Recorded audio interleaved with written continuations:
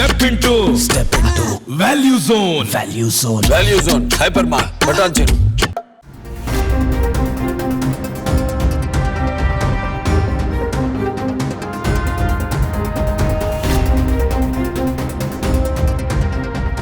పార్లమెంటుపై దాడి జరిగి నేటికి 22 ఏళ్లు పూర్తయిన సమయంలో లోక్సభలో మరోసారి భద్రతా వైఫల్యం చోటు చేసుకుంది.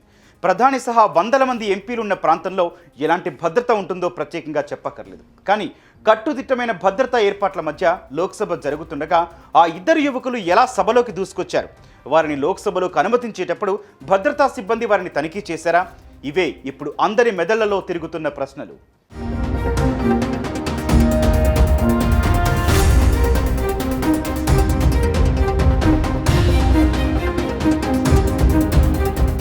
పార్లమెంటు చుట్టూ 3 అంచెల భద్రతా వ్యవస్థ ఉంటుంది. ఎలాంటి ఐడి కార్డు లేకుండా ఎవరిని లోపలికి పంపించారు? లోక్సభ, రాజ్యసభ సమావేశాలు చూడడానికి వెళ్లాలనా, గ్యాలరీలోకి వెళ్లాలనా కనీసం రికమెండేషన్ లెటర్ ఉండాలి. మీడియా అయినా సరే కంపెనీ ఐడి కార్డు, అనుమతి పత్రం ఉండాలి. ఇక గ్యాలరీలోకి వెళ్లాలంటే ఎంపీల సిఫార్సు లేక ఉండాల్సిందే. ఎంపీల పిఏలకు ప్రత్యేక ధృవీకరణ కార్డులు ఉంటాయి. పార్లమెంటు ఆవరణలోకి ఎవరు పడితే వాళ్ళు ఎలా పడితే అలా వెళ్లటానికి అవకాశం ఉండదు. అలాంటి కట్టుదిట్టమైన భద్రత ఉంటే పార్లమెంట్లోకి ఇద్దరు యువకులు వెళ్లటం, గ్యాలరీలోకి వెళ్లటం, వాళ్ళు కలర్ గ్యాస్ క్యాన్స్ తీసుకెళ్లటం ఎలా సాధ్యమైందనే ప్రశ్నలు పార్లమెంటు ఎంపీల్లో వినిపిస్తున్నాయి.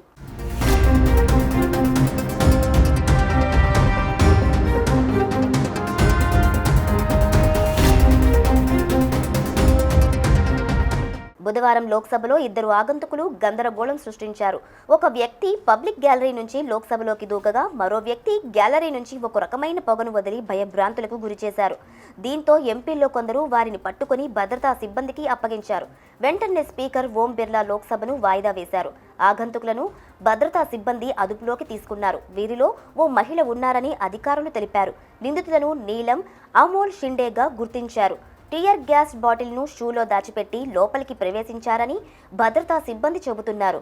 జై భీమ్, భారత్ మాతాకి జై, రాజ్యాంగాన్ని రక్షించాలంటూ నిందితులు నినాదాలు చేశారు.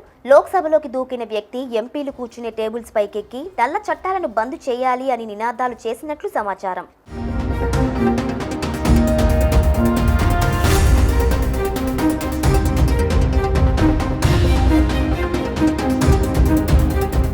మరోవైపు అదే సమయంలో పార్లమెంటు భవనం బయట ఇద్దరు వ్యక్తులు కూడా ఆందోళనకు ప్రయత్నించారు. పసుపు, ఎరుపు రంగుల పొగను వదిలారు. దీంతో వారిని భద్రతా సిబ్బంది వెంటనే అదుపులోకి తీసుకున్నారు. వీరిలో ఓ మహిళ కూడా ఉన్నట్లు ఢిల్లీ పోలీసులు తెలిపారు. దీంతో పార్లమెంటు ఘటనపై స్పీకర్ ఓం బిర్లా విచారణకు ఆదేశించారు. అయితే మైసూర్ ఎంపీ ప్రతాప్ సిన్హా పాస్తో దుండగులు పార్లమెంట్లోకి వచ్చినట్లు తెలుస్తోంది. ఇక కొత్త పార్లమెంట్లో ఇలాంటి ఘటన జరగటం ఇదే తొలిసారి కావడంతో భద్రతా ఉల్లంఘనపై కేంద్రం సీరియస్ అవుతోంది. కొత్త పార్లమెంట్లో భద్రతా పరంగా చాలా జాగ్రత్తలు తీసుకుంటున్నట్లు, అధునాతన పరిజ్ఞానంతో భద్రత కల్పిస్తున్నట్లు చెప్పుకుంటున్న తరుణంలో ఈ ఘటన కలకలం రేపుతోంది. ముఖ్యంగా పార్లమెంటు భద్రతపై అనుమానాలు రేకెత్తిస్తోంది. సందర్శకుల గ్యాలరీలోకి అనుమతించే వారి విషయంలో తగిన జాగ్రత్తలు తీసుకోలేదన్న చర్చ మొదలవుతోంది.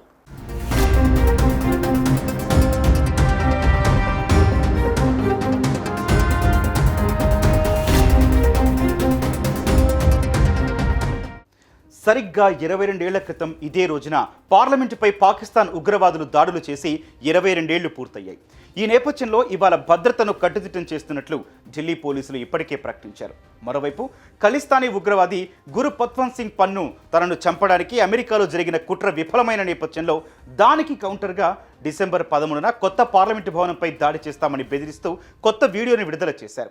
దీంతో ఇవాళ జరిగిన దాడితో ఖలిస్తాన్ ఉగ్రవాదులకు ఏదైనా సంబంధం ఉందేమో అన్న కోణంలో పోలీసులు విచారణ చేస్తున్నారు.